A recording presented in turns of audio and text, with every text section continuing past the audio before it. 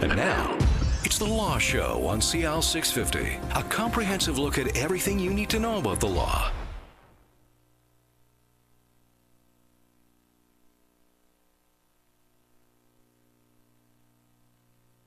And now, it's The Law Show on CL 650, a comprehensive look at everything you need to know about the law.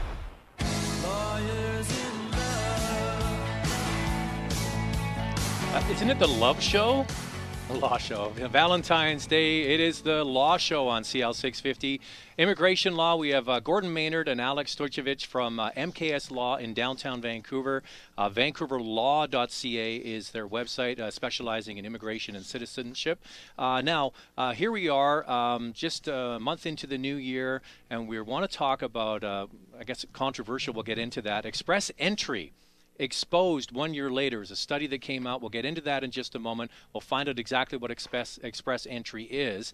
But Alex, you had a speech at UBC where you were talking there about express entry, and what was the subject? How did you frame it? So I was part of a panel for the UBC Alumni Association at UBC's very beautiful new alumni hall that they've just opened, with a number of other panelists, including two of the senior staff at the U.S. consulate here in Vancouver, as well as people for a couple of representatives from Customs and Border Patrol in Blaine, and one quite distinguished U.S. immigration lawyer. And the panel discussion was cross-border issues affecting UBC graduates. And the highlight for me was just how much interest, how much UBC as an institution is now an international one. Mm-hmm. You had people from 64 different alumni associations that were all over the world for UBC. And the issues that the graduates were discussing included everything from immigration law in Hong Kong, Argentina, the United States. UBC feels itself very much as part of this highly skilled international talent creation system that we also covet. Mm-hmm. And it was quite ironic to me as we were sitting there talking about, express entry and how some of these foreign students could become permanent residents, just how much these people look at, these highly skilled people look at what will these countries offer them, mm-hmm. right? For them, it's like they're in a buffet table, and you have, what does Australia offer me? What does Canada offer me? What do all these other countries offer me? But that could also be a criticism of UBC, is that UBC isn't a local university anymore. It's catered to an international clientele. So if you have people coming from all over the world, it only makes sense that they're going to want to go outside of Canada too when they finish their degree. That's an excellent question you pose. And let me say this back, though. We polled and all the participants on what their status was in Canada. And 82% of the people that were at this conference were Canadian citizens. Okay. So that gives you a sense that people see themselves as part of an international community. Mm-hmm. And these are all these people were UBC graduates. So I think a big part of it could also be that it's so expensive in Vancouver. Maybe I can take my new degree and polish it up and get more bang for my buck somewhere else, because it's a problem we have just generally in the city. You guys know this. Running a law firm in downtown Vancouver, it's hard to keep people in Vancouver. That's part mm-hmm. of it, right? Mm-hmm. Yeah. Well, there's got to be some element to it. There's no question about that. But even if it were cheaper, I think people's perspectives are different. In many respects, UBC, much like University of Toronto, are now institutions schools that have stepped out of their regional entities and have looked. Are looking beyond themselves. All right, so let's get back to the headline we have for today's show. Express entry exposed 1 year later. That sounds quite ominous. So maybe, Gordon, you can talk about express entry. Give us a 30,000-foot level. What is it? Sure. Express entry was a federal government program that was put in place last year, January 2015. It's been in operation for 1 year. Mm-hmm. It is a process for dealing with permanent resident applications of the economic category. So that's people wanting to get a job or have a job and getting into the country. People who want to become immigrants in Canada, people who want to become permanent residents. Some of them will already be workers here. Mm-hmm. Some of them will be students here. Some of them will be overseas. But they all want to apply and come to Canada, not through sponsorship of a parent or a daughter or a spouse. They're coming in as economic immigrants. These are people who apply as federal skilled workers under the federal skilled program that was the point system. There are Canada Experience Class, which is people who have worked in Canada for a year, or they're federal skilled trade workers. And these are people that you work with to All the help time. come in the country. This is a big part of your business, This right? is Big part of our business. Big part of our business is particularly workers in Canada and students in Canada transitioning to permanent resident status. And they have to submit an application for permanent residence. Now, before express entry came into place, they would submit an application. If they qualified, they would fill out the paper, submit the application, and it would get in line for processing according to the regulations. And it would just go at the bottom of the pile. Yep. And finally filter up to the top, right? Exactly. And that was the problem, because there were no controls on the number of applications that could be made, but we're only taking 150,000, 170,000 a year economic class immigrants. So the backlogs built up.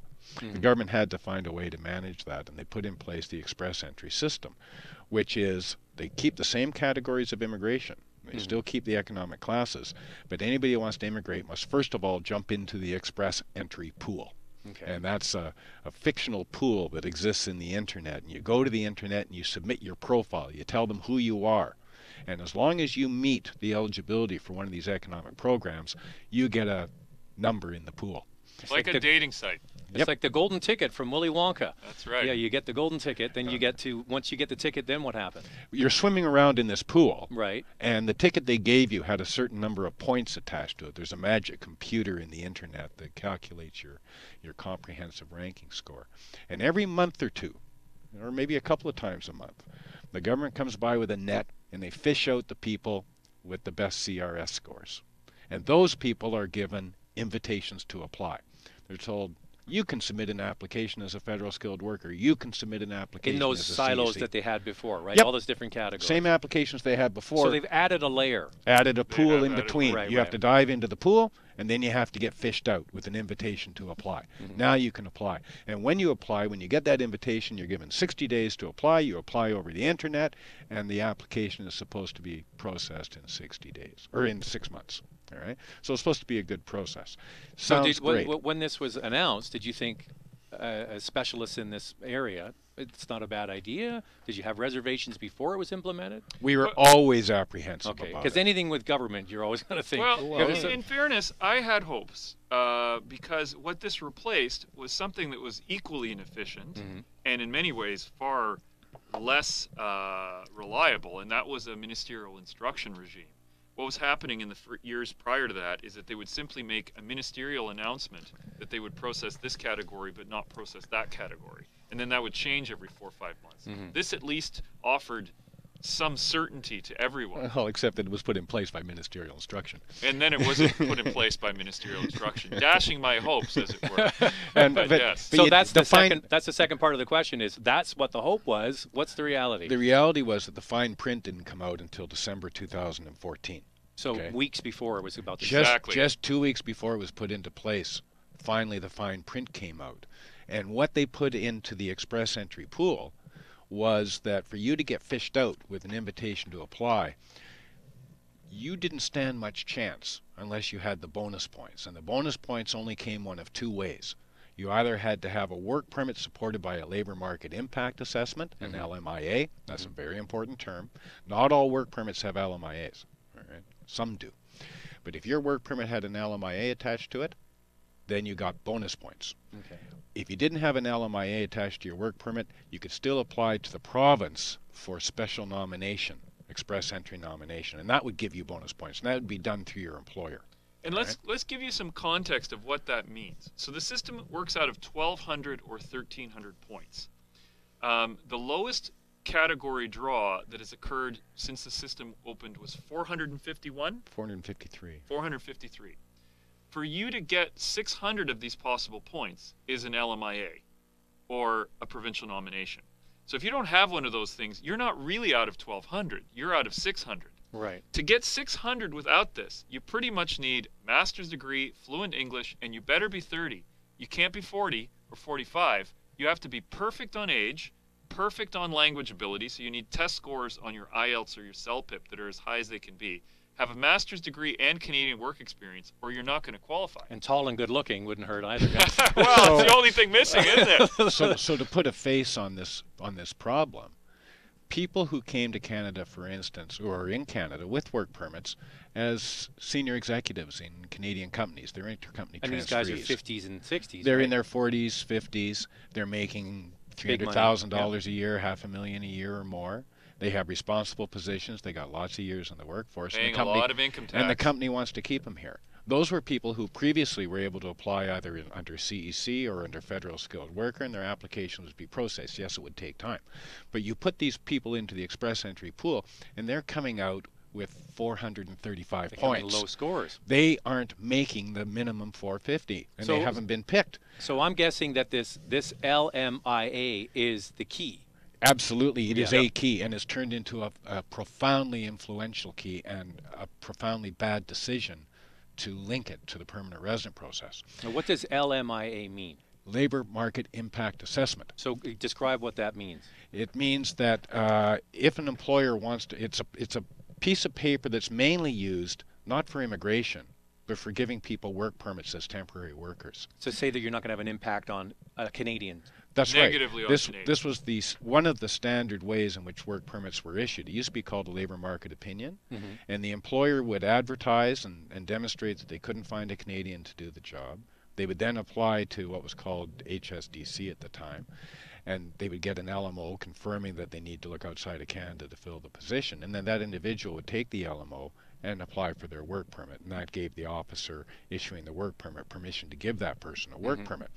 And Alex will take over here and talk about the events that occurred 3 years ago that caused the Conservative government to revamp the foreign worker program. It became a very political issue, and what came out of that was the LMIA. All right, so we're not going to jump into that right now, Alex, because I mean, this was headline stuff across the news when it happened about the foreign workers, right? Yeah. And what happened, and this brought about this change for this LMIA application. Right. So we're going to take a quick break, and when we come back, we'll jump into that. And we also have a scathing report that has just been done by whom?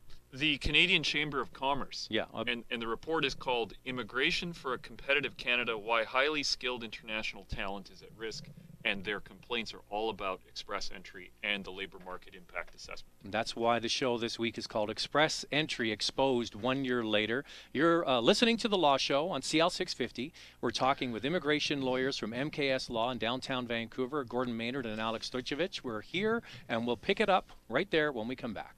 There's more of the show still ahead. This is The Law Show on CL 650.